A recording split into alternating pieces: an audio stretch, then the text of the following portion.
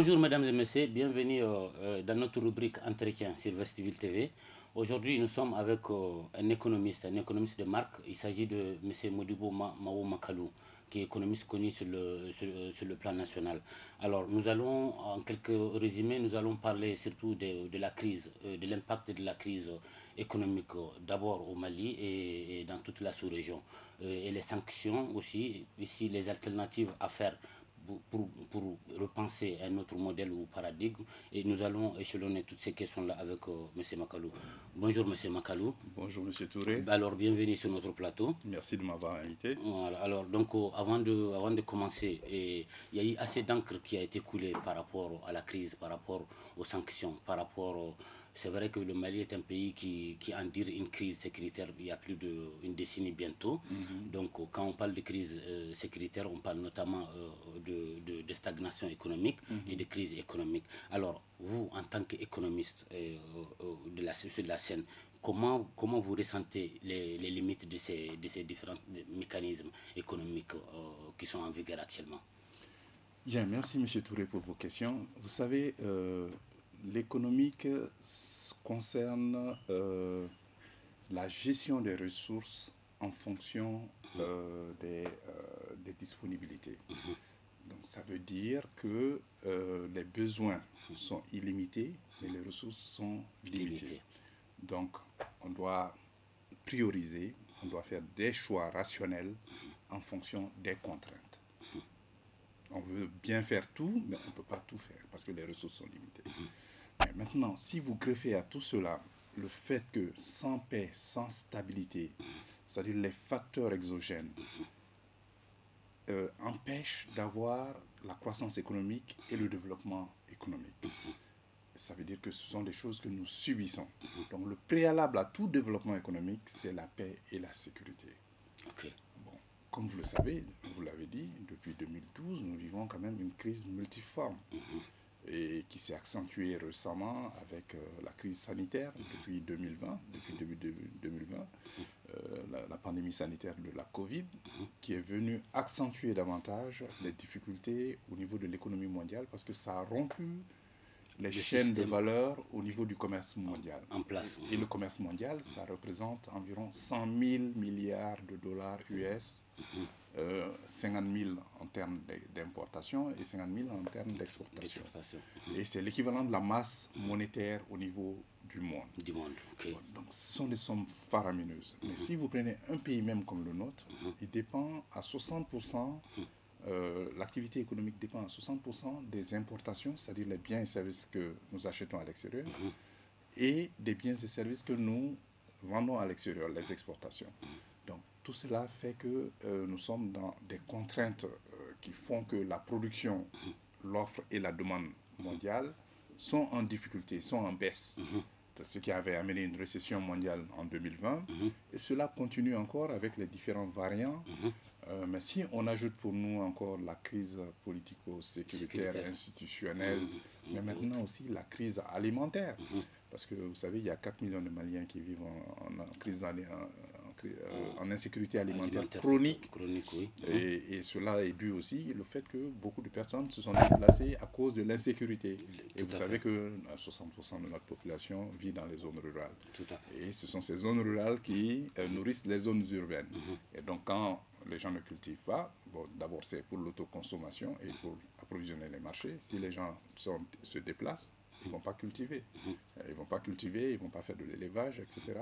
Et ce sont des activités très importantes pour notre économie parce que le secteur primaire, c'est-à-dire agro-sylvo-pastoral, constitue 40% du PIB, c'est-à-dire du revenu national de l'activité économique dans notre pays. D'accord. Donc tout cela pose, vous savez, on accumule les problèmes et maintenant vous avez cette batterie de sanctions, oui.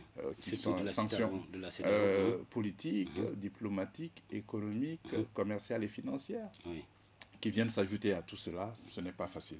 Mais l'économie malienne est résiliente parce qu'en 2020, malgré le boycott de la culture du coton, qui est notre deuxième recette d'exportation, après l'or, mais avant les animaux vivants, nous avons quand même connu une récession en 2020 à cause de la pandémie sanitaire. Oui, tout à fait, du Covid. Donc, mais en 2021, il y a eu un léger mieux, une amélioration. Et en 2021, nous avons connu une croissance économique, c'est-à-dire l'augmentation de la richesse nationale, de la production nationale, d'environ 4,6%.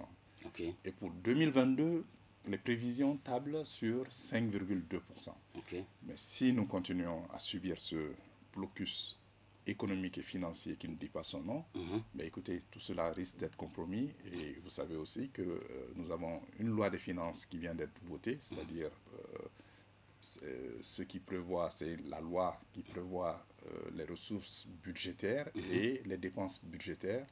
Et donc, les dépenses budgétaires, en principe, selon cette loi, se chiffrent à 2748 milliards de francs CFA en 2022. Ce qui veut dire tandis que les ressources se chiffrent à 2130 milliards de francs CFA. Donc, il y a une différence de 618 milliards qu'on appelle le déficit budgétaire.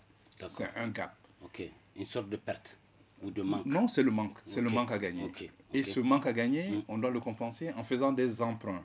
D'accord. Et ces emprunts se font sur le marché financier et monétaire de l'UEMOA. Ok, d'accord. Donc, on nous empêche depuis le 9 janvier, de nous refinancer sur le marché financier et monétaire de l'UEMOA. Bon, mais aussi, le deuxième élément, c'est que les partenaires techniques et financiers, quand même, fournissent environ 20% de notre budget et nous aident à combler ce déficit budgétaire. Et eux n'ont fait aucune annonce pour l'aide budgétaire générale pour 2022. Pour 2022. Voilà. Ok, d'accord. Donc, mais est-ce que peut-on parler finalement d'une sorte de déconstruction du modèle économique même qui est en vigueur, en place depuis les années démocratiques à aujourd'hui? Non, ce n'est pas la déconstruction, mais ça veut dire que nous devons changer de paradigme. C'est-à-dire que cette crise doit nous offrir des opportunités de tirer les enseignements de ce qui a été fait ces 60 dernières années. Mais plus particulièrement ces 30 dernières années avec le modèle démocratique, comme vous le dites. Parce que ce modèle démocratique ne nous a pas permis de substantiellement réduire la pauvreté. Tenez-vous bien, ça fait 30 ans que le Mali croît à une croissance économique moyenne de 5%, ce qui est parmi les taux les plus élevés au monde. Mais ça n'a pas permis de réduire la pauvreté. La moitié des Maliens, environ 48% des Maliens vivent en dessous du seuil de pauvreté, c'est-à-dire dans l'extrême pauvreté. Et vous savez combien c'est? C'est 180 000 francs CFA par personne par an, ce qui revient à 493 francs CFA par jour. La moitié des Maliens vivent avec moins de 493 francs CFA par jour.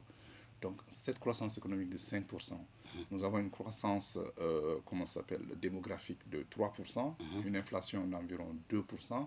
Donc, vous voyez, la croissance même a déjà été complètement compensée par cette croissance démographique et cette inflation. Donc, il nous faut au moins 7% pour quand même pouvoir croître de manière efficace, mais surtout inclusive. Parce que même quand l'économie croît, il faut que les fruits de la croissance aussi soient repartis équitablement au sein de la population. Mais oui, je ne vous coupe pas, mais cela nous ramène quand même un peu à l'économie informelle, ce qui est aussi un secteur qui constitue une grande base ici au Mali, à l'intérieur aussi des populations locales. Donc maintenant, est-ce que ce phénomène-là aussi n'a pas un impact sur même les mécanismes? Mais surtout, même par rapport à la crise de la Covid, j'ai eu à quand même étudier l'impact socio-économique. Mais vous savez, notre secteur privé est composé à 90% du secteur informel. Et qui sont ces personnes? Ce sont les personnes les plus vulnérables, ce sont les femmes et les jeunes. Donc surtout les jeunes femmes, qui sont la majorité de la population. Alors que vous savez, quand une femme a un revenu, c'est l'ensemble de la famille qui en profite. Tout à fait. Donc, en réalité, le fait que nous ayons de la solidarité et que nous ayons ce secteur informel, des gens qui vivent au jour le jour, mais qui n'arrivent plus à subvenir à leurs propres besoins, risque de renforcer la pauvreté et aussi l'insécurité, parce que c'est un phénomène urbain Et parce que si les gens n'ont pas de revenus, qu'est-ce qu'ils sont faits? Ils sont tentés par autre chose.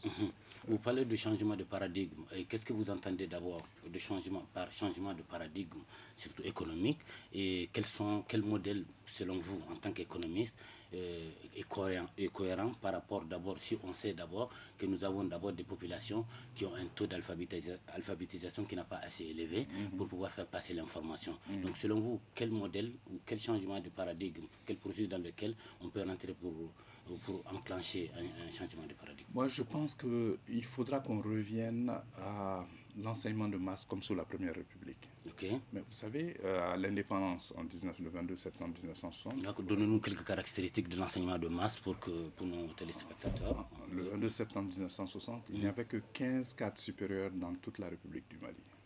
D'accord.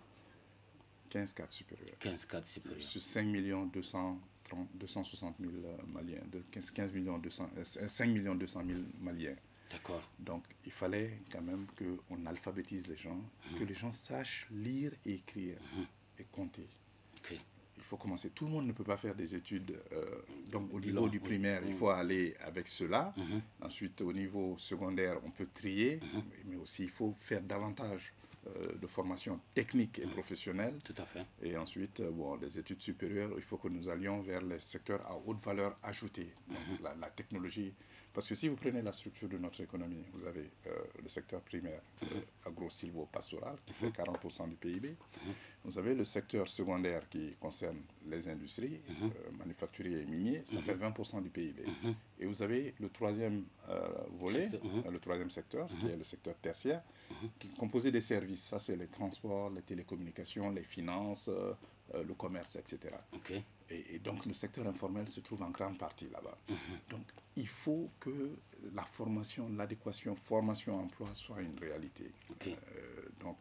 Écoutez, les filières qui se trouvent au niveau des universités, ou même des lycées, ou même au secondaire, on peut déjà commencer à orienter les gens. Le Mali est un très grand pays minier. Nous sommes 4e producteur africain d'or.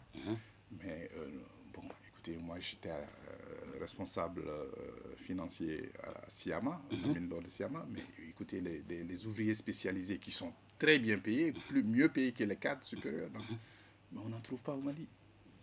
On n'en trouve pas au Mali. On avait eu besoin de soudeurs, 2 soudeurs à un moment donné, ou 2 menuisiers qualifiés, mais on n'en trouve pas. Il faut aller les chercher dans d'autres pays. Oui. Oui. Notamment, c'est vraiment un phénomène qui est vraiment incroyable. Et même l'économiste Samir Amin les a qualifiés d'ouvriers de réserve. Mais maintenant, est-ce que cet impact-là de manque de problèmes de formation, est-ce que ce ne sont pas des lacunes qui pourront même être même des enfreins même par rapport à l'évolution même du modèle à repenser? Oui, mais surtout, par rapport à tout cela, il faut aussi aller de l'agriculture. 40% du PIB, c'est la structure d'une économie peu avancée. Parce que dans les pays avancés, vous êtes à 2-3% pour le secteur primaire. Donc maintenant, il faut que nous allions... Comment développer le secteur secondaire, qui sont les industries, c'est de transformer l'agriculture. Tout à fait. Et si vous prenez notre balance commerciale et notre balance des paiements, c'est-à-dire les transactions que nous conduisons avec l'étranger, vous allez vous rendre compte que nous sommes déficitaires depuis 60 ans. C'est-à-dire que nous envoyons plus d'argent à l'extérieur que nous n'en recevons. Oui. Mais pourquoi cela? Parce que nous sommes encore dans l'économie de traite, c'est-à-dire l'économie coloniale. Oui. Une sorte de dépendance, économie de comptoir. Qui fait de nous des producteurs de matières premières que nous vendons non transformées et nous achetons des produits manufacturés avec cela. Oui. Et cela ne peut pas marcher parce qu'il y aura toujours un déséquilibre. Un déséquilibre. Nous consommons ce que nous ne produisons pas et nous vendons ce que nous... Mais vous savez qui a dit ça? C'est l'éminent universitaire kenyan Ali Mazrui qui a dit ça au début des indépendances. Okay. L'Afrique produit ce qu'elle ne consomme pas et consomme ce qu'elle ne produit. Voilà. Donc, si vous prenez en 2020, ce sont les derniers chiffres que nous avons, macroéconomiques que nous avons, parce qu'ils sont en train de travailler sur 2021, 80% de ce que le Mali a vendu à l'extérieur, c'était de l'or. 82%. 82%. Pour environ 2300 milliards. Okay. Et en deuxième, malgré le boycott de la culture du coton, la deuxième recette d'exploitation, c'était le coton. Okay. Et qui faisait 6% des exportations et environ 180 milliards, 2020. 160 milliards. Et la troisième de cette exportation, c'était les animaux vivants. Vous imaginez, les animaux vivants, on ne vend pas de viande, on ne vend pas de peau, on ne vend pas de queue, on vend des animaux vivants. Oui. Et c'était 3% pour environ 80 milliards de francs CFA. Donc, il va falloir revoir tout ça parce que quand vous vendez à l'extérieur, c'est ce qui vous permet de vous enrichir. Mais encore faut-il que ce soit transformé. Et la structure de l'économie doit faire que nous devons penser à ce que nous consommons. Et importer moins à l'extérieur et produire plus à l'intérieur. Et essayer de vendre le plus possible à nos voisins et à nos partenaires commerciaux, mais de préférence avec un minimum de transformation, parce que c'est cela qui crée l'emploi, et c'est cela qui crée la valeur rejetée, et c'est cela qui crée des revenus supplémentaires pour nous. Parce que vous savez, nous avons un sérieux problème, c'est le problème démographique, qui peut être un avantage comme il peut être une bombe à retardement. Tenez-vous bien, M. Touré, 48% de la population malienne a moins de 14 ans. Oui, ça fait 19% de la population malienne a entre 15 et 24 ans. Il faut vraiment une prise en charge. Donc vous avez 67% des Maliens qui ont moins de 25 ans. Oui. Et les 35% en plus. Bon, maintenant, vous avez 6% de la population malienne seulement qui a plus de 55 ans. Ça veut dire que une population 94% de la population est relativement jeune. Très jeune, mais il n'y a pas de formation. Il n'y a pas de formation, il n'y a pas d'emploi, il n'y a pas de santé. Oui. Mais il n'y a pas de perspective. Il n'y a pas de perspective. Mais est-ce que c'est ce n'est pas un facteur pour pousser cette jeunesse-là, même dans les actes de terrorisme? Mais bien sûr, à traverser la mer et puis... Non, mais écoutez, je vous donne l'exemple de la région de Mopti. Vous savez que c'est Mopti qui a le plus grand nombre de médersas au Mali, par région. Ah bon? Oui. Et la plupart de ces médersas sont fermés. Et Mopti est la région la plus pauvre du Mali, en termes de revenus monétaires. Alors que c'est un carrefour. Donc si vous ajoutez à cela la circulation des armes, les médersas, la pauvreté, alors vous avez un cocktail explosif.